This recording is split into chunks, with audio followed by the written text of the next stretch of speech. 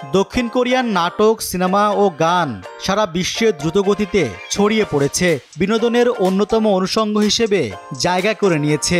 দেশটির সংস্কৃতির এই ব্যাপ্তিকে বলা হয় হ্যালিউ। চীনে কোরিয়ান সংস্কৃতির এমন অসাধারণ জনপ্রিয়তা দেখে 90-এর দশকে এই পরিভাষা ব্যবহার করে বেইজিং ইউথ ডেইলি। এর অর্থ কোরিয়ান ওয়েভ। কোরিয়ান ড্রামাকে আমরা একটা চুম্বকের সঙ্গে তুলনা করতে পারি, যেটি ইরাক থেকে ভারত, মেক্সিকো থেকে শুরু করে মরক্কো সব দেশের দর্শক আকর্ষণ করতে সক্ষম হয়েছে। বাংলাদেশেও সেই ঢেউ লেগেছে। দক্ষিণ কোরিয়ার নাটক নিয়ে নিজেদের মধ্যে আলোচনা করতে কিছু ফেসবুক গ্রুপও রয়েছে। আন্তর্জাতিক রাজনীতিতে হার্ড ও সফট পাওয়ার ধারণা সুবিদিত। দক্ষিণ কোরিয়া বিশ্ব অর্থনীতিতে আমেরিকা, রাশিয়া, জার্মানি, জাপান বা চীনের সমকক্ষ নয়। সামরিক শক্তি, খনিজ সম্পদ সহ নানা দিক থেকেও পিছিয়ে। ফলে বিশ্বস্তরে প্রভাব দৃঢ় করতে দেশটি প্রায় 2 দশক আগে সফট পাওয়ার নীতি রূপায়ণ শুরু করে। তারই অন্যতম অস্ত্র সংস্কৃতির প্রসার। ক্রমবর্ধমান অর্থনৈতিক প্রতিযোগিতার ক্ষেত্রে এর গুরুত্ব দক্ষিণ কোরিয়ার প্রাক্তন প্রেসিডেন্ট কিম ইয়ং স্যাম বুঝতে পেরেছিলেন। তাই তিনি সরকারের সংস্কৃতি বিভাগকে নির্দেশ দেন 10টি জাতীয় প্রতীক চিহ্নিত করে সেগুলোকে ঘিরে বিশ্বে কোরিয়ান সংস্কৃতির প্রসার ঘটাতে, যার ফল কে ড্রামার আজকের এই জনপ্রিয়তা। অধিকাংশ কে ড্রামা অল্প সংখ্যক পর্বে শেষ হয়ে যায়। তাদের গল্প ও চিত্রনাট্য আকর্ষক, চরিত্র অনেক বেশি বাস্তব ঘেঁষা, যেটির সঙ্গে এ প্রজন্ম একাত্ম বোধ করেন। তবে আল জাজিরার এক প্রতিবেদনে জনপ্রিয়তার কয়েকটি কারণ উল্লেখ করা হয়েছে। সেগুলোর মধ্যে প্রথমটি হলো ভালো গল্প। কোরিয়ান নাটকগুলোর জনপ্রিয়তার পেছনে বিশেষ কোনো উপাদান নেই বলে মনে করেন কোরিয়ান পপ সংস্কৃতি বিশেষজ্ঞ অ্যারং জং। তার মতে কোরিয়ান ওয়েব সৃষ্টির পেছনে কিছু ফ্যাক্টর রয়েছে। তিনি বলেন, সামাজিক সাংস্কৃতিক বিষয়গুলো একটি উপভোগ্য গল্পের মাধ্যমে তুলে ধরা হয়, সেই সঙ্গে দক্ষ অভিনয়ের মাধ্যমে সেগুলো তুলে ধরতে এমন এক প্ল্যাটফর্ম ব্যবহার করা হয় যা মানুষের কাছে সহজলভ্য, দর্শকের মনোভাবের সঙ্গে মিলে যায়।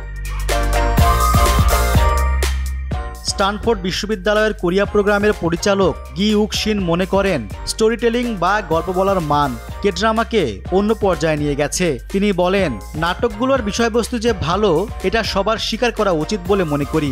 দর্শকদের মনোযোগ আকর্ষণ করে এবং তাদের আটকে রাখার মতো গল্প উপস্থাপন করে। এমনকি শুধুমাত্র কোরিয়ান সমাজ ও সংস্কৃতি কেন্দ্রিক বিষয় নিয়ে নির্মিত সিরিজেও এমন বার্তা দেয়া হয় যা আন্তর্জাতিক দর্শকদের কাছেও ভালো লাগে। উদাহরণস্বরূপ গিউক শিন স্কুইড গেম ও প্যারাসাইট চলচ্চিত্রের প্রসঙ্গ টেনে আনেন। তার মতে চিন্তাশীল চরিত্রের দ্বারা মানবিক গল্প বলার ট্রেন্ড কে ড্রামা ও সিনেমার মধ্যে দেখা যায়। ফলে এসবের পরিচালকেরা ভাষার গণ্ডি পেরোতে সক্ষম হয়েছেন। কোরিয়ান নাটকগুলো বিভিন্ন বিষয়বস্তুর উপর নির্মিত হয়। রোমান্টিক, থ্রিলার, ভৌতিক, কমেডি, অ্যাডভেঞ্চার, সায়েন্স ফিকশনের জনপ্রিয়তা তুঙ্গে। শিন বলেন, দেশ অনুযায়ী কোরিয়ান নাটকের জনপ্রিয়তা ভিন্ন। ভারত কিংবা লাতিন আমেরিকার ক্ষেত্রে সামাজিক সম্পর্কের বিষয়টি থাকতে পারে, যেখানে রক্ষণশীল পরিবারগুলো দ্রুত পরিবর্তনের সঙ্গে মানিয়ে নিতে বলিউড বা লাতিন আমেরিকান টেলিনোভেলার সঙ্গে কে ড্রামার একটা সাদৃশ্য আছে। তাই এসব অঞ্চলে কে ড্রামার জনপ্রিয়তা দেখে অবাক হওয়ার কিছু নেই।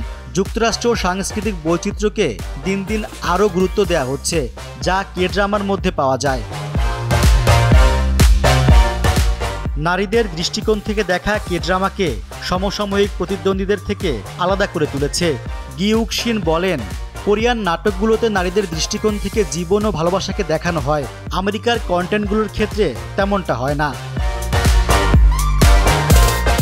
কোরিয়ান নাটকগুলোর চিত্রনাট্যকারদের 90% নারী।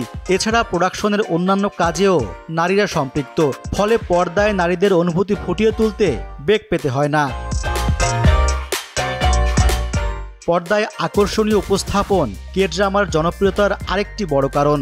নির্মাণে নান্দনিকতার দিকে বিশেষ নজর দেয়া হয়। তাছাড়া প্রতিযোগিতাপূর্ণ ইন্ডাস্ট্রি হওয়ায় তাদের কাজ সৃজনশীল ও প্রাণবন্ত হয়। এক্ষেত্রে বিনিয়োগকারীদের ভূমিকাও উল্লেখযোগ্য। প্রথম দিকে জাপানি প্রতিষ্ঠানগুলো বিনিয়োগ করে এখানে, পরে এর ব্যাপক জনপ্রিয়তা দেখে চীনারাও ঝুঁকেছে। তবে কোরিয়ান ওয়েভের পতনের আশঙ্কা করছেন অনেকে। চীনের শীর্ষস্থানীয় একজন টেলিভিশন অভিনেতা চ্যাং গুওলি কে ড্রামাকে সাংস্কৃতিক দখল বলে উল্লেখ করেন। কিন্তু যত যাই বলা হোক না কেন, কে-ড্রামাগুলো অনলাইনে সাবটাইটেল সহ সহজলভ্য হয়ে ওঠার কারণে দক্ষিণ কোরিয়ার সাংস্কৃতিক রপ্তানির সুযোগকে আরও প্রসারিত করেছে। ভবিষ্যতে এই জনপ্রিয়তা ধরে রাখতে জেন্ডার সংবেদনশীলতা, ধর্ম, সাংস্কৃতিক উপযোগিতা এবং বর্ণবাদের বিষয়ে বক্তব্য রাখার ক্ষেত্রে আরও সংবেদনশীল হওয়ার তাগিদ বিশেষজ্ঞদের।